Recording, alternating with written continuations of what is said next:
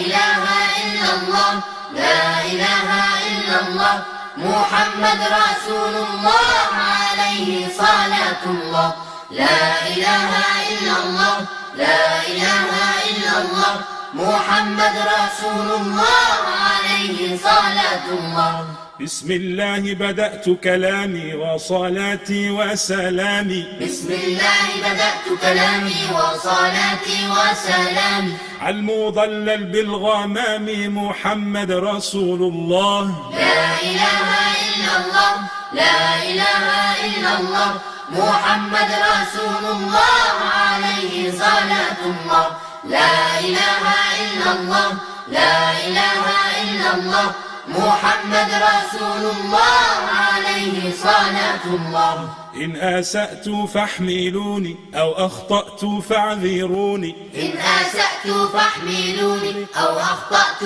فاعذروني يفنى ما في هذا الكون ولا يبقى إلا الله لا إله إلا الله لا إله إلا الله محمد رسول الله عليه صلاة الله لا إله إلا الله لا إله إلا حتى تتبع ملتهم. وقال النبي صلى الله عليه وسلم: من أمر بالمعروف ونهى عن المنكر فهو خليفة الله في أرضه وخليفة كتابه وخليفة رسوله، أو كما قال رسول الله صلى الله عليه وسلم. برادرای عزیز و نهایت گرامی، عنوان درس ما و شما جنگ فکری هست و ما فکر میکنم که این درس ما و شما در جریان 3 الی 4 ماه تکمیل خواهد شد ان شاء الله تعالی. ولی خواهش ما از نوجوانای عزیز و از برادرای محترمی هست که اینا کوشش کنه که غیرحاضری نکنن، چرا هر درس حیثیت حلقات زنجیر داره. اگر یک حلقهش قطع شد طبعا تمام حلقات منتشر میشن. ما امیدوار هستم که نشست در اتو مجالس سعادت خود فکر کنیم. گوینده هم به رحمت پروردگار محتاج است، گوینده هم به دین ذات پروردگار محتاج است و شنونده هم محتاج است. اینجا مسئله استادی و شاگردی مطرح نیست. این مجلس است که بسیار مبارک هست و یقینا 4 طرف این مجلس ملائکه کرام احاطه کرده. پیش از اینکه این مجلس ختم شود یک ملائکه و یک منادی به صدای بلند صدا میکنه: قوموا مغفورا لکم. با پا خیزید در حالی که خداوند جل جلاله به نسبت نشست در اتو محافل دینی تمام گناههای شما را بخشید و قد بودلت سیئاتکم حسنات. و خداوند جل جلاله به برکت نشست همچو مجالس در مقابل هر گناه صغیره بر شما یک نیکی هم داد.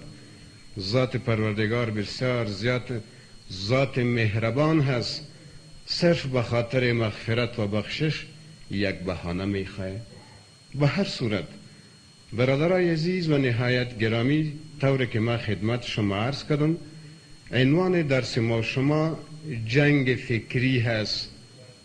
ما در پوهنتون وقتی در یک صنف این درس شروع کردم، یک تن از محصلین دست خدا بالا کرد، گفت: استاد گرامی، در افغانستان اضافه تر از 25 سال میشه که جنگ جریان داره. شما هنوزم برای ما درس جنگ میتین؟ من گفتم برادر شما اشتباه کردین. جنگ دو نوع است. یکی جنگ گرم هست، جنگ اتم هست و جنگ راکتای قاره‌پیما هست. تمام بیننده ها فوراً قضاوت کرده میتونه که کدام جناب موفق شد. هم پیر، هم جوان، هم طفل، همه اقشار جامعه و طبقات جامعه سیلبین هست. میفهمه که دست کدام طرف بالا شد. ولی برادر گرامی یکی جنگ فکری هست، جنگ سرد هست، جنگ فکر هست. پیش ازی که سر اصل موضوع ما و شما صحبت شروع بکنیم، بزرگترین نعمت در وجود مسلمان برادرای عزیز و نهایت گرامی فکر هست. محل فکر خداوند جل جلاله در قرآن به قلب تشریح میکنه و اشاره میکنه و طبعا اهل طبابت ایرا دماغ میگن.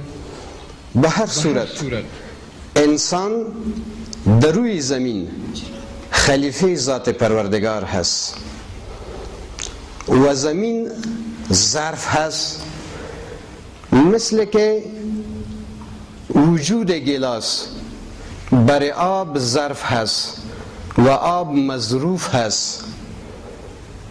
برادرای عزیز، کره زمین ظرف هست، نظام خداوندی مظروف ای ظرف هست. همیشه علمای کرام در صحبتهای خود برای ما و شما گفته که دو نوع نظام هست. یکی نظام فوقانی هست. الله جل جلاله در نظام فوقانی احکم الحاکمین هست.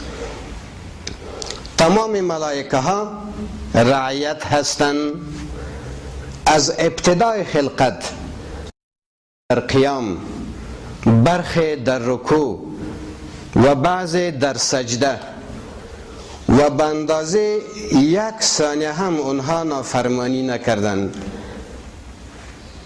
پس دستاورد چی هست؟ که در تمام کناره های آسمان امن و سکون و عزت و سلامتی و رفاهیت تأمین هست. پروردگار خواست که یک نظام مشابه به نظام آسمانی در روی زمین باشه. پس خداوند جل جلاله آدم علیه السلام ساخت و تکوین کرد. انسان در روی زمین خلیفه ذات پروردگار است، نایب ذات الله جل جلاله هست. علمای کرام می فرماید که پس تکلیف پروردگار و پروردگار در روی زمین چی هست؟ تشکیل نیابت و تشکیل خلافت و تشکیل نظام حق. این نظام حق صورت 3 صفت در ابتدا تشکیل میشه و این 3 صفت خداوند جل جلاله در قرآن کریم بارها ذکر کرده. قل هو الذی انشأکم و جعل لکم والابصار والافئدة قلیلا ما تشکرون. خداوند جل جلاله او ذات است که شما را هست و پیدا کرد و برای شما سماعت و بصارت و برای شما افئده یا قلب یا محل فکر نصیب کرد. برادرای عزیز، فکر بسیار صفت مهم خداوندی هست. یقینا اگر انسان با استفاده از این صفات با خاطر اقامه نظام خداوندی در روی زمین همت گماشت، الله جل جلاله این انسان مظهر صفات خداوندی میگردانه. باز پروردگار این انسان رحمدل میسازه، رحم برش میته و ایره مستغنی میسازه، الله برش وقار نصیب میکنه. به هر صورت برادر عزیز، سر تاریخچه جنگ فکری انشاءالله صحبت خواهد کردیم، ولی مقدمتا تا محتوای جنگ فکری را شما تصور کرده بتانین یک مقدمه کوچک خدمت شما عرض می. ذات پروردگار خواست که یک نظام مشابه به نظام آسمانی در روی زمین باشه. پس خداوند جل جلاله آدم علیه السلام ساخت و تکوین کرد.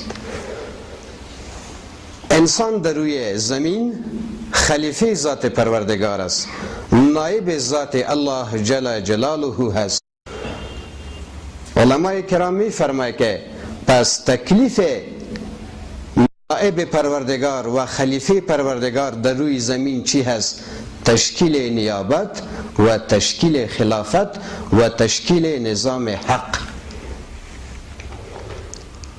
این نظام حق توسط 3 صفت در ابتدا تشکیل میشه و این 3 صفت خداوند جل جلاله در قرآن کریم بارها ذکر کرده.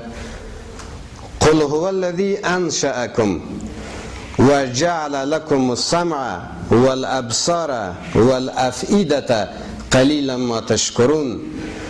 خداوند جل جلاله او ذات است که شما را هست و پیدا کرد و برای شما سماعت و بصارت و برای شما افئده یا قلب یا محل فکر نصیب کرد. برادرای عزیز، فکر بسیار صفت مهم خداوندی هست. یقینا با استفاده از این صفات با خاطر اقامه نظام خداوندی در روی زمین همت گماشت. الله جلاله این انسان مظهر صفات خداوندی میگردانه. بازگار این انسان رحمدل میسازه، رحم برش میته و ایره مستغنی میسازه، الله برش وقار نصیب میکنه. به هر صورت برادر عزیز، سر تاریخچه جنگ فکری انشاءالله صحبت خواهد کردیم، ولی مقدمتا محتوای جنگ فکری را شما تصور کرده بتانین یک مقدمه کوچک خدمت شما عرض میکنم. هیچ نبی و پیامبر ظهور نکرد مگر نظام نساخت. پیشتر مولوی صاحب بسیار خوب اشاره کرد. یک دعوتگری که مردم به طرف خدا دعوت میکنه همیشه در مقابل موانع قرار میگیره، ولی یک نفر که زندگی لازمی داشته باشه، صرف به خاطر خود زندگی میکنه، به خاطر خانواده خود زندگی میکنه، او در مقابل موانع هیچ وقت واقع نمیشه. به می خاطر ما شما یک ضرب المثل داریم، وقتی میخوایم یک نفر معرفی بکنیم و بالاخره حکم بکنیم که بسیار خوب آدم است، معیار خوبی برای ما چی است؟ بسیار آدمی خوب است، با نیکی و بدی کس هیچ کار نداره. این خصوصیت ای امت نیست برادر. و ما یأتیهم من رسول الا کانوا به یستهزئون. هیچ نبی و پیامبر به خاطر اصلاح جامعه ظهور نکرد مگر مورد استهزاء قرار گرفت. به هر صورت برادرای عزیز و گرامی، هر نبی و پیامبر که ظهور کرد در مقابل موانع، تا این اندازه که ابراهیم به جرم اعلان توحید به آتش انداختند. او تکالیفی که برای موسی علیه السلام رسید، انبیای بنی اسرائیل به 10 نبی به شهادت رسید. برادرای عزیز و نهایت محترم، از ابتدای پیدایش انسان مبارزه بین حق و باطل جریان داره. ولا یزالون یقاتلونکم حتی یردوکم عن دینکم.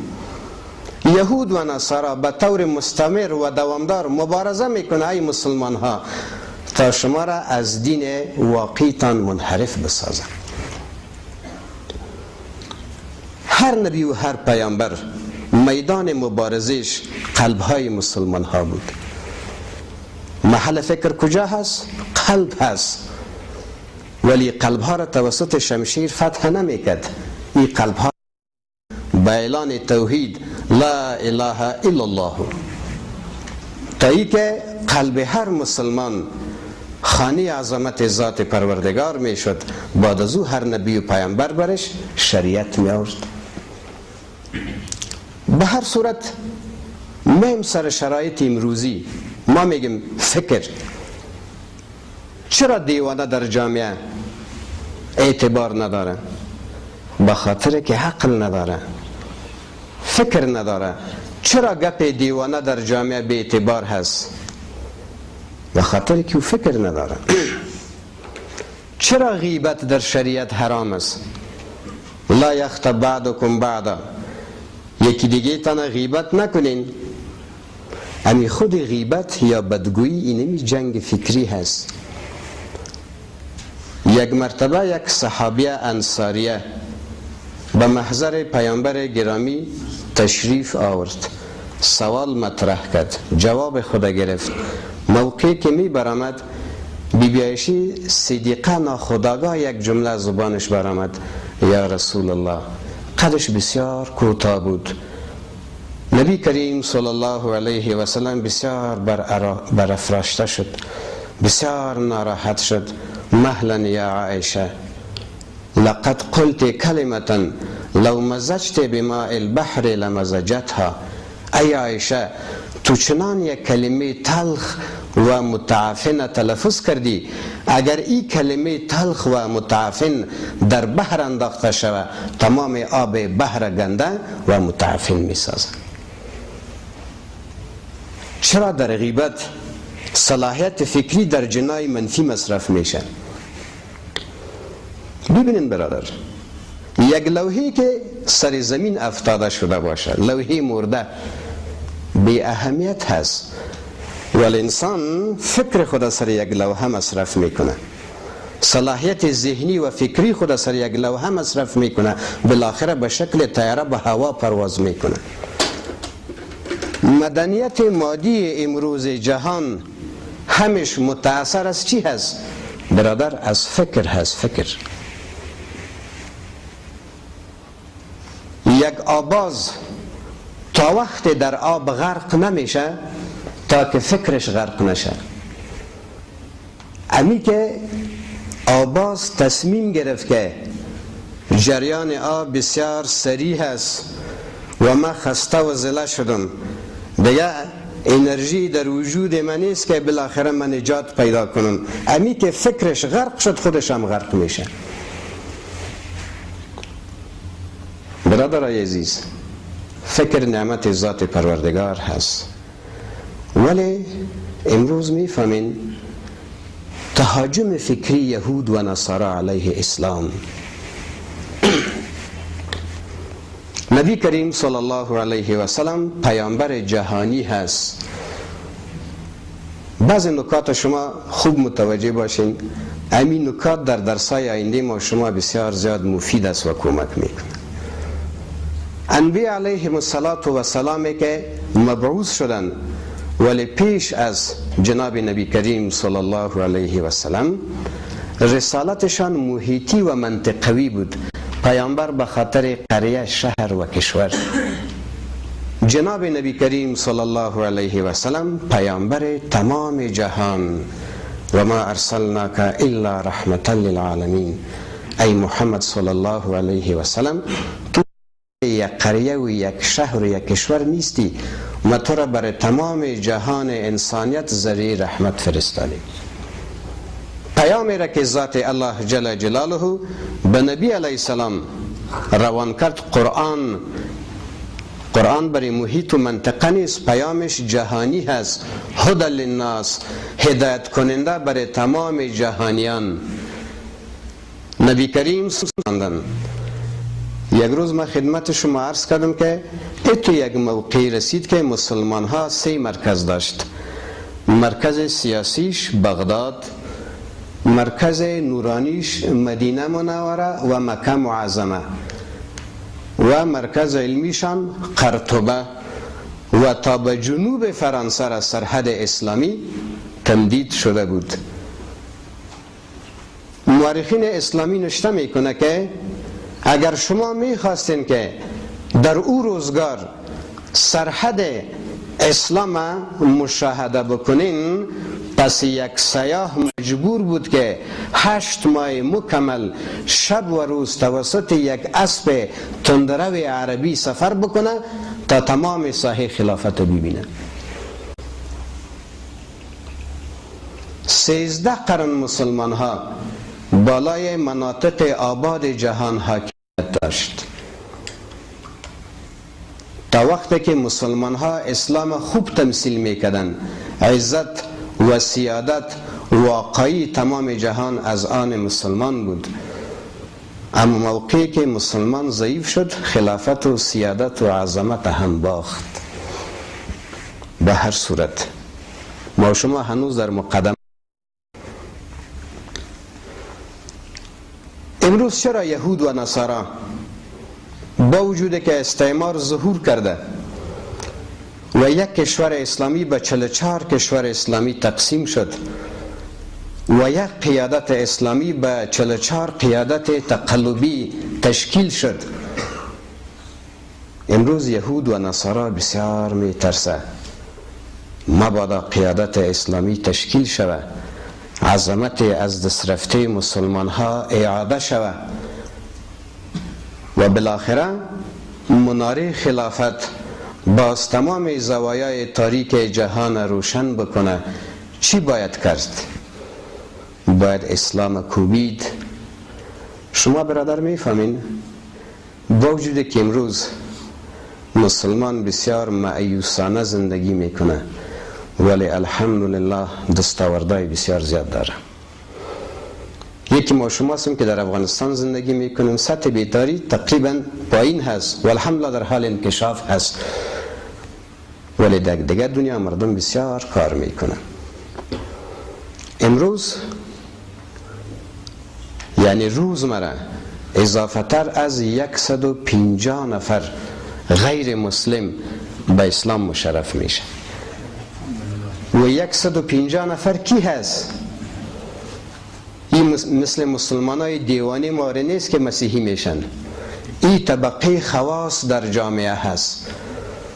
از او جمله مشاور سیاسی نیکسن خودش حکایت میکنه که ما به یک از کشورهای عربی در یک سمینار دعوت شده بودیم و تقدیراً در این سمینار روژه گارودی، یکی از فیلسوفای بسیار مشهور فرانسه و عضو برجسته حزب کمونیست فرانسه هم شرکت داشت.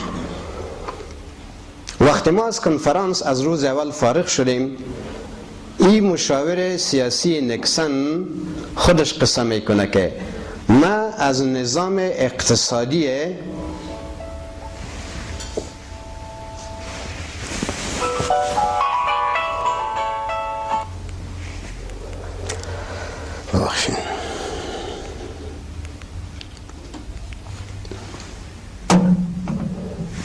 دفاع کردم و آقای روژه گارودی که از اعضای برجسته حزب کمونیست فرانسه بود و از اقتصاد رهبری شده دفاع کرد. شبهای بحث ما دوام داشت تا بالاخره هر دوی ما متقاعد به این شدیم که باید ما اقتصاد اسلامی را مطالعه بکنیم. و این مشاور سیاسی نیکسن در ضمن صحبتهای خود میگه پیش از اینکه من مسلمان شوم، وقتی من مسلمان ها را می دیدم که سجده میکنن، یقینا امی سجده را من در حق انسانیت توهین فکر میکنم. ولی موقعی که ما اقتصاد اسلام مطالعه کردیم، آهسته آهسته به اسلام علاقمند شدیم و در جریان 8-7 روزی که دعوتگرای اسلامی بالاخره ما را به اسلام دعوت کرد و قلباً ما به اسلام متمایل شدیم و یقینا وقتی من عظمت ذات پروردگار در قلب خود محسوس کردم به اختیار پیش روی 10 رئیس جمهور کشورها سر ما به زمین به عنوان سجده رفت و بالاخره روژه گارودی هم به اسلام مشرف شد.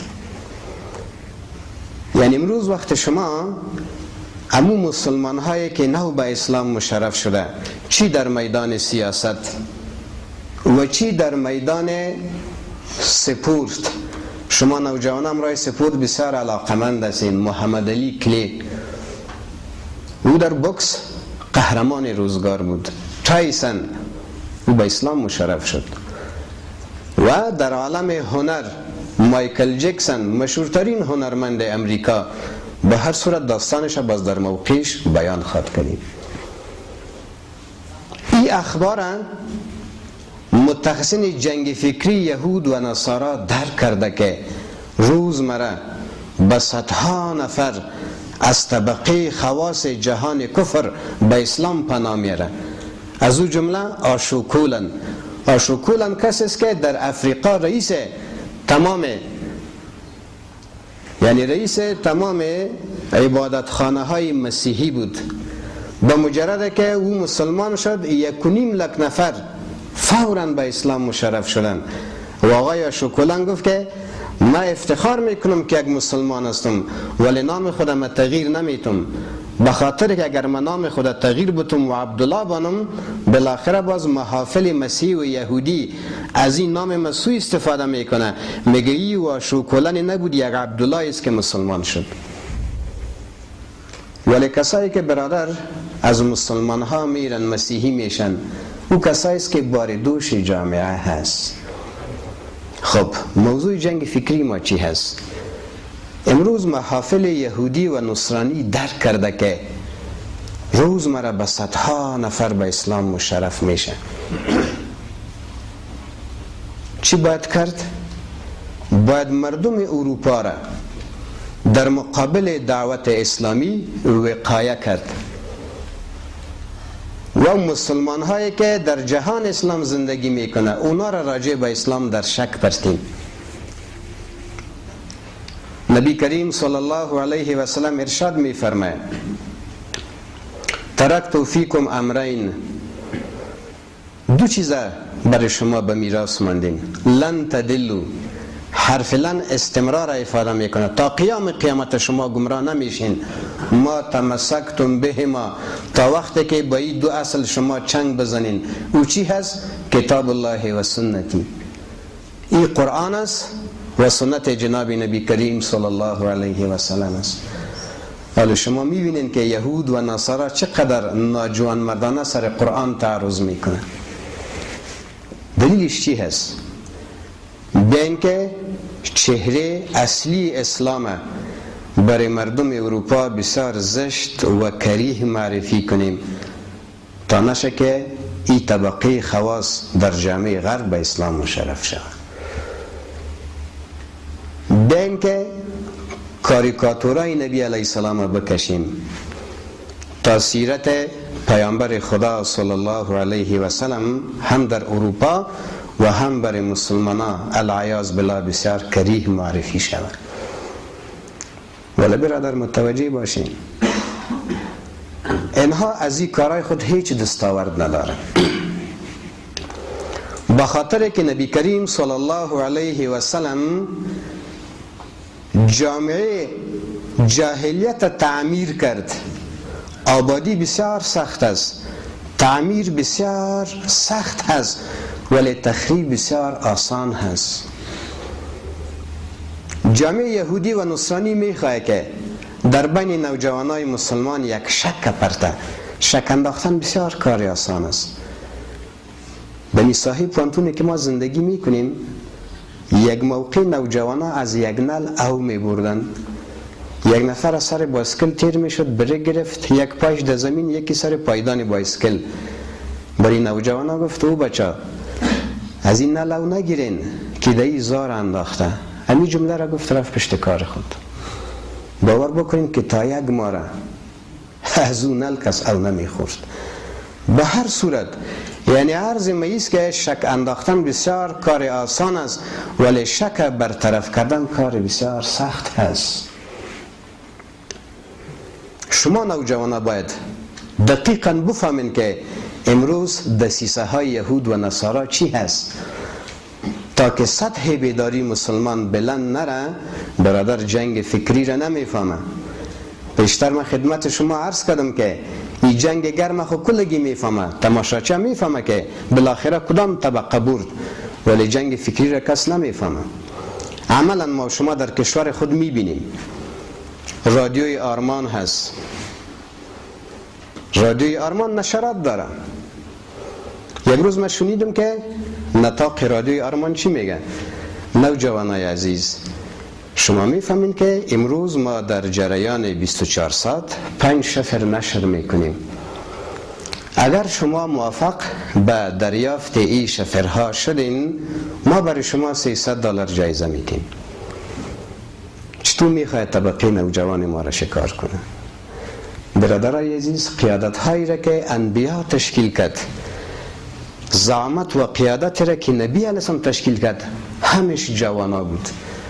نبی علیه السلام میفرماید مرا خداوند جل جلاله به حیث آموزگار مبعوث ساخت در امر رسالت، فحالفنی الشباب، این نوجوانا کمر همت مرا بسته کردن، و خالفنی الشیوخ، ریسفیدا مرا آزار دادن. بلال حبشی کی بود؟ او یک نوجوان. سهیل رومی کی بود؟ یک نوجوان. حضرت مصعب ابن عمیر کی بود؟ یک نوجوان.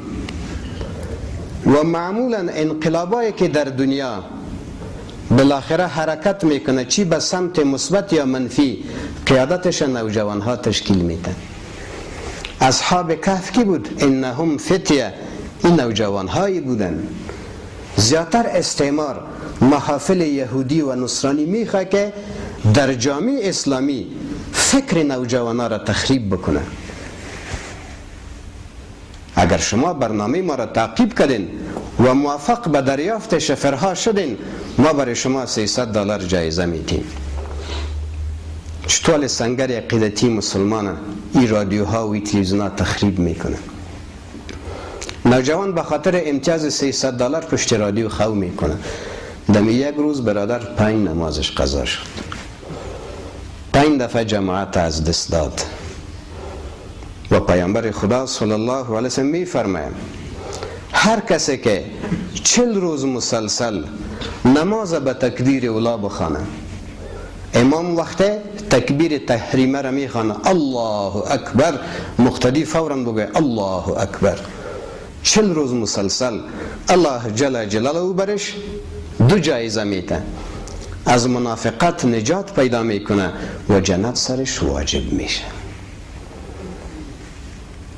ما شما باز در بحث ایمان یا تخریب سنگر عقیدتی صحبت خواد کردیم. برادر، اصل ایمان هست، اصل نماز نیست، اصل جهاد نیست، اصل برادر حج نیست.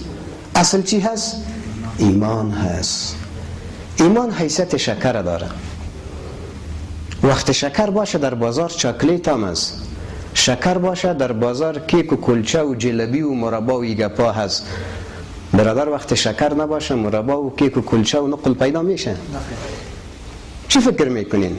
اگر تمام کارخانه‌دارای دنیا که اونها شکر تولید میکنه، یعنی بوره را تولید میکنه، و همیشان اعتصاب بکنه ما دیگه شکر تولید نمیکنیم، امی شکر که در ذخیره خانه ها موجود هست 4-5 ماه کار میته، ما یقین دارم که بعد از 6 ماه در تمام دنیا 0.5 کیلو بورم پیدا نخواهد شد. وقتی شکر ختم شد، در ضمنش کیک و کلچه و تمام شیرینی ختم میشه. هدف استعمار چی هست؟ میخواد سنگر ایمانی و عقیدتی مسلمان تخریب بکنه. وقت برادر سنگر عقیدتی مسلمان تخریب شد، بعد از او یهود و نصارا با اطمینان زندگی میکنه که وقت ایمان ختم شد دیگه جهادی وجود نداره. جهان کفر از کلمه جهاد بسیار حراس داره. باز دیگه اخلاقی وجود نداره، دیگه نمازی وجود نداره. بعد از او ما میتونیم که کشورهای مستعمره بسازیم و قیادت فاسد خود سرش تطبیق بکنیم. انشاءالله موضوع فهمیده شد. خب برادرای عزیز، وقتی که شما جنگ فکری را شناختین، انشاءالله فهمیده شد، دیگه توضیح بتون براتون. میم سر تاریخچه جنگ فکری درس ما از اینجا شروع میشن. من خدمت شما عرض کردم که الله جل جلاله آدم علیه السلام هست و پیدا کرد. ولقد خلقنا الانسان من سلالة من طین. قسم به ذات گرامی است که ما انسان به دست بلا کیف خود هست و پیدا کرد. و نفخت فیه من روحی. از روح خود برش روح دادم. و علم آدم الاسماء. از علم خود برش علم دادم. بعد از او خداوند جل جلاله بر شیطان حکم کرد اسجد لآدم فابى و استکبر. انکار کرد و استکبار کرد، خود مطرح ساخت. انا خیر منه. مازی کده بهتر استم. یک جمله معترضه، یعنی ضمیر انا نیست، ما. این بسیار خطرناک است. شیطان هم گفت که ما از آدم علیه السلام کده بهتر استم. و شعار نمرود چی بود؟ انا احیی و امید. مرگ و زندگی تان به دست ماست. و فرعون چی میگفت؟ انا ربکم الاعلی. ما کلانترین خدایتان هستم. وقتی موسی علیه السلام از قارون زکات خواست، انما اوتیتوه علی علم عندی، را ما به کمال خود پیدا کنیم، خدا دیگه چی کار داره؟ و متاسفانه همو قیادت های نابالغی که در کشور ما و شما تشکیل شد و بالاخره به خاطر حکومت هر گفت انا بس گپ خراب شد. ما شما در پشتو صنف 10 بود یا 11 بود یک شعر خوانده بودیم که تا ویل چه زیم او ما ویل چه زیم، نه به تی نه به زیم، او که ما ویل چه تی او تا ویل چه تی، هم به تی هم به زیم.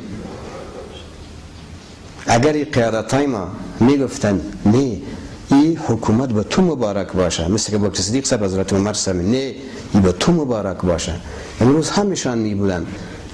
یا ایصافوی امریکا دیگه چی میکرد؟ به هر صورت برادرای عزیز و نهایت گرامی، امو بود که شیطان خداوند جل جلاله راند و آدم علیه السلام و بی هوا داخل جنت شد. سر تاریخچه جنگ فکری صحبت میکنیم. خداوند جل جلاله برای آدم علیه السلام و بی هوا ارشاد فرمود ولا تقربا هذه الشجره. با خبر آگاه باشین که بی درخت نزدیک نشین، میوهش خو کنار بانین که نخورین، بی درخت نزدیک هم نشین. طبعا برای آدم علیه السلام بی هوایی فکر پیدا شد چرا پروردگار ما را زی منع کرده. و طبعا آدم علیه السلام بی هوا در محیط و ماحول جنتشون بسیار گوارا بود، خوش بودن و همیشه احساسشی بود که ما در اینجا زنده جاوید باشیم، ولی تشویشش از ناحیه نمو درخت بود. این موقع شیطان من حیث متخصص جنگ فکری برای آدم علیه السلام بی هوا آمد که شما از اصل موضوع خبر ندارین که چرا خدا شما را از این درخت منع کرده. گفت نه، گفتی درخت این شجرة الخلد هست، اگر به این نزدیک شوین از میوهش استفاده کنین برای همیش در جنت میمانین. یعنی ببینین جنگ فکری یا جنگ سرد یا تبلیغاتی چقدر تاثیر داره که بالاخره سر یک پیامبر تاثیر کرد و او شکار شد. به هر صورت این تاریخچه جنگ فکری هست.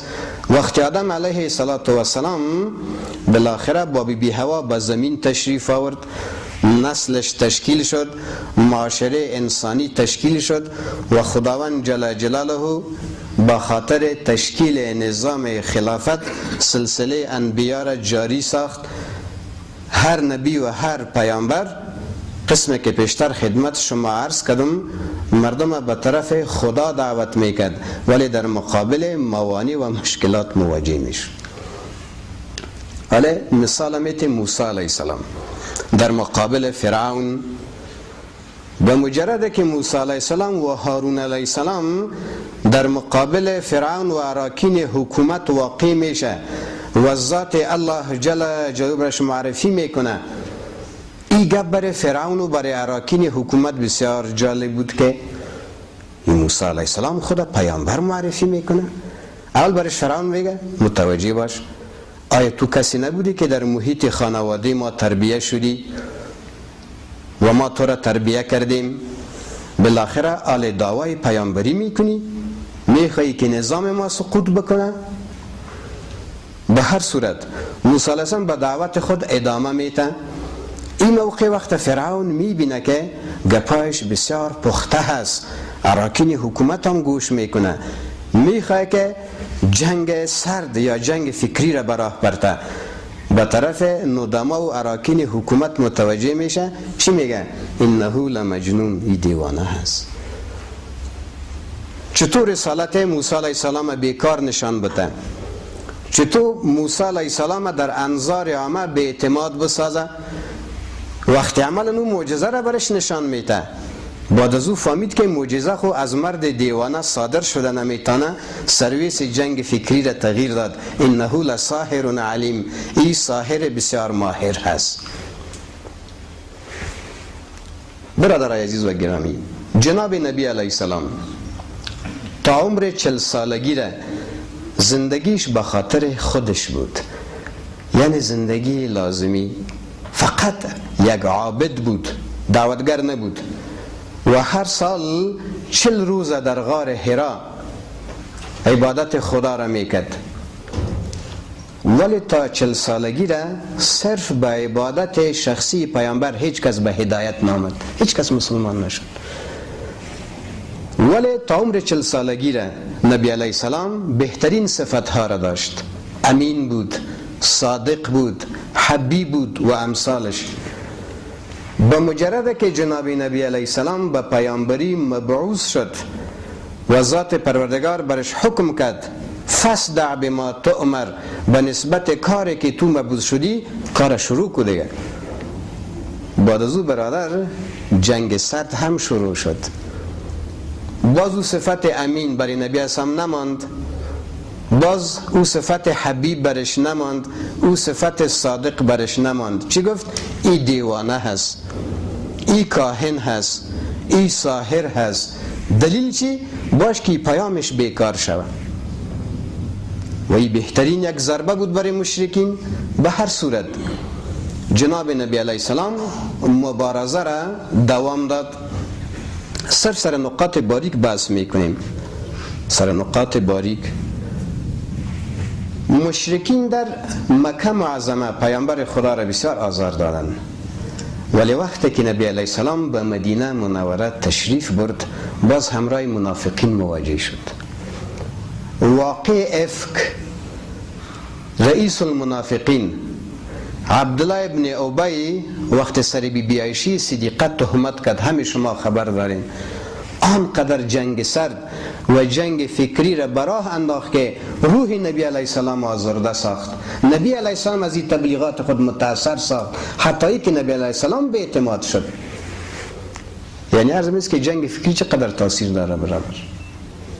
به هر صورت نبی کریم صلی الله علیه و سلم با وجود که جنگ فکری و جنگ گرم مشرکین و احزاب و یهود و نصارا جریان داشت، بالاخره به امت ارشاد فرمود انا خاتم النبیین لا نبی بعدی، ما در سلسله بعثت انبیا آخرین نبی و پیامبر هستم، تا قیامت دیگه نبی و پیامبر نمیه. بالاخره دور خلفای راشدین. شما تاریخ مطالعه کردین، پیش ازی که جسم اطهر پیامبر خدا صلی الله علیه و سلم دفن شود، متخصصین جنگ فکری بالاخره تبلیغات شروع کردن. پیامبرای ساختگی از جمله مسلمی کذاب، اقوام و قبایل از دین اسلام منحرف شد. دور ارتداد آمد. دو نوع ارتداد، یکی ارتداد فکری بالکل یک تعداد مسلمان ها که از صحبت نبی اسلام فیض نبرده بودن بالکل پس مرتد شدن. یک تعداد گفت که ما مسلمان هستیم ولی زکات نمیتیم. بالاخره در دوران حضرت عمر رضی الله تعالی عنه شما تاریخ خواندین که امپراتوری فارس و روم شرقی سقوط کرد، ولی شهادت حضرت عمر از انهو همش برادر متاثر از اون جنگ فکری بود. داستان شما بخوانین به هر صورت. در دوران حضرت عثمان صاحب فتنه سباییه، عبدالله ابن سبای یهودی علیه حضرت عثمان صاحب 3 مرکز انتخاب کرد: مصر، بصره و کوفه. و او مسلمانای ضعیفه که به اثر ارتکاب جرم از طرف خلیفه وقت سرش حد جاری شده بود و همشان ناراض از خلافت بودن، دور عبدالله ابن سبای یهودی جمع شدن تا بالاخره این جنگ فکری منجر به شهادت حضرت عثمان صاحب شد و بالاخره منجر به شهادت حضرت علی کرم الله وجهه شد. به هر صورت با وجود که تراژدی ها و مشکلات در تاریخ اسلام وجود داشت ولی مسلمان ها همت خود نباخت. بالاخره مسلمان ها به طرف اروپا رفتن.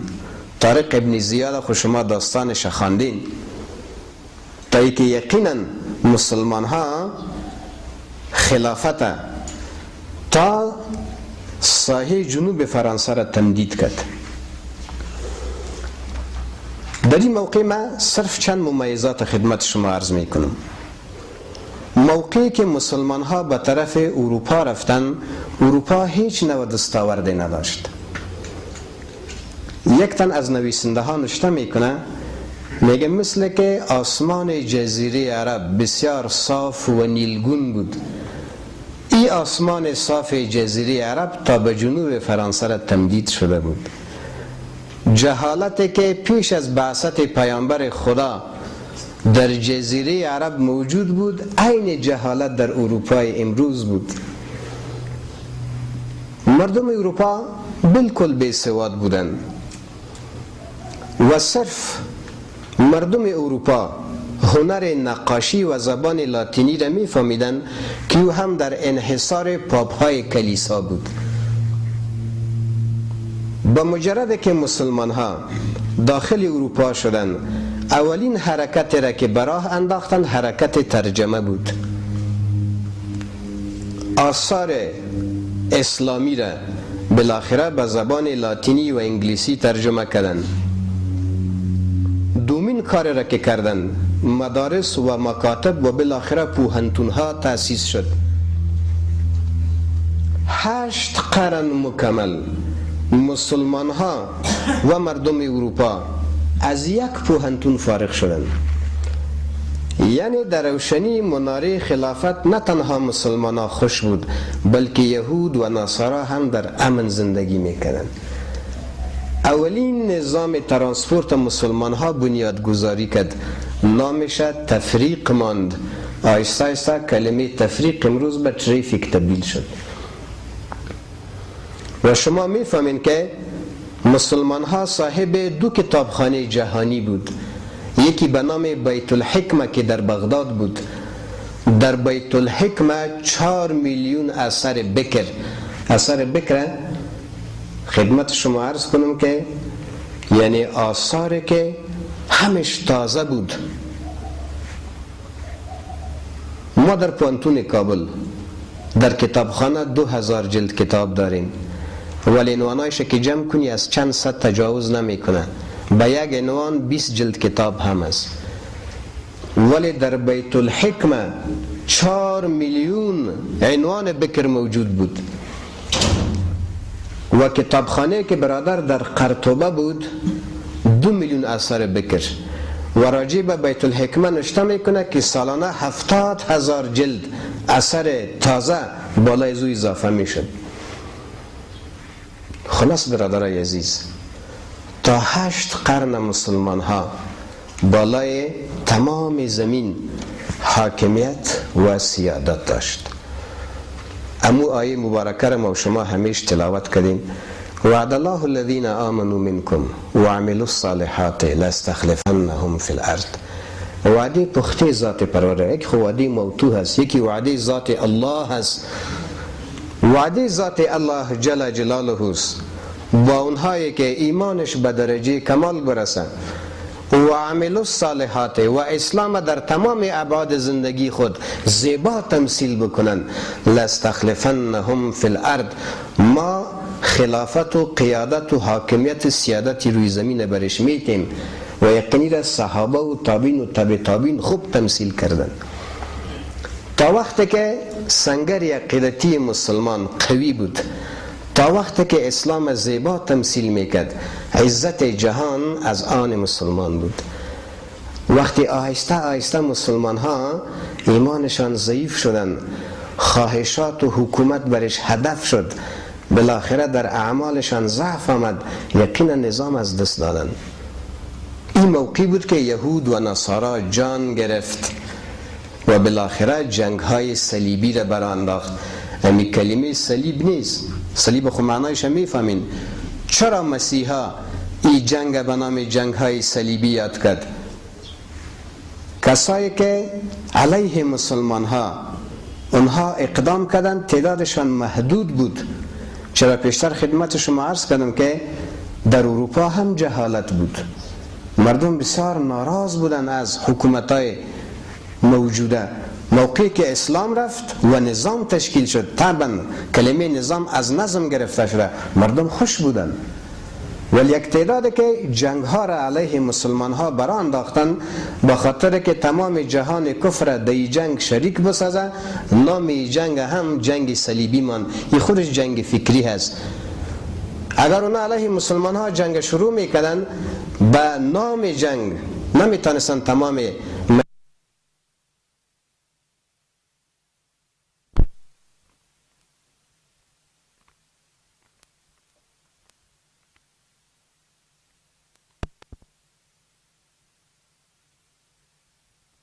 ها و نصارا نشته کرده که در یک روز در بیت المقدس 75,000 مسلمان به شهادت رساند و بالاخره خونهای مسلمان تا با زانوی اسبهای مسیحا رسیده بود و اطفال بسیار بیرحمانه دو پاره میکردن، سر بام ها انداختن، تا ای که خداوند جل جلاله در جهان اسلام اتو قیادت های را تبارز داد، مثل صلاح الدین ایوبی و مثل نورالدین زنگی که بر اینها جوابهای بسیار دندان شکن داد و خداوند جل شانه اونمو خلافت و عظمت اسلام بار دیگر تازه کرد. به هر صورت انشاءالله درس امروز ما کفایت میکنه، شما هم خسته شدین. جمعه آینده انشاءالله بعد از او این درس ما شما ادامه میتیم، ولی خواهش من از شما این هست که غیر حاضری نکنین. یک اینمی جنگ فکری در حقیقت اناتومی سیاست جهان امروز هست. اگر شما از محتویات جنگ فکری آگاه شدین، اینمی سیاست جاری تمام جهان، امی دسیسه های موجوده که از طرف یهود و نصارا علیه اسلام صورت میگیره، همیشه تشخیص میکنین و من حیث یک دعوتگر بالاخره طبقات در جامعه بیدار میکنین. اللهم تقبل منا انك انت السميع العليم وتب علينا انك انت التواب الرحيم برحمتك يا ارحم الراحمين.